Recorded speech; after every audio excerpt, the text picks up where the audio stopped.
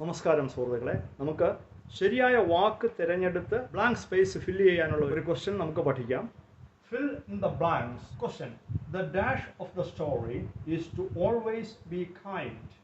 രണ്ട് ഓപ്ഷൻസ് ആണ് തന്നിരിക്കുന്നത്. Option A MORAL moral, option B MORALE moral. ഈ വാക്യം നാം ശ്രദ്ധിച്ചാൽ ഈ വാക്യത്തിന്റെ അർത്ഥം എങ്ങനെയാണ്? എപ്പോഴും ദയാലു ആയിരിക്കുക എന്നുള്ളതാണ് ഈ കഥയുടെ ഡാഷ്. അപ്പോൾ നമുക്ക് സ്വാഭാവികമായിട്ടും ഇവിടെ ഡാഷിൽ ഫില്ല് ചെയ്യേണ്ടത് ഗുണപാഠം എന്നാണെന്ന് മനസ്സിലാക്കാം.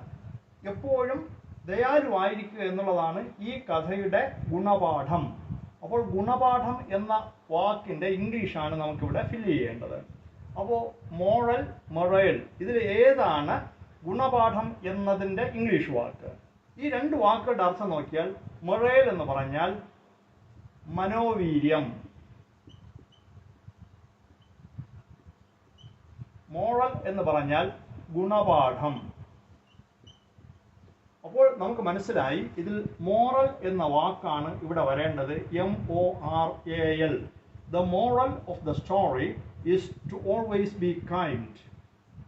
എപ്പോഴും ദയാലുവായിരിക്കുക എന്നുള്ളതാണ് ഈ കഥയുടെ മോറൽ, ഗുണപാഠം.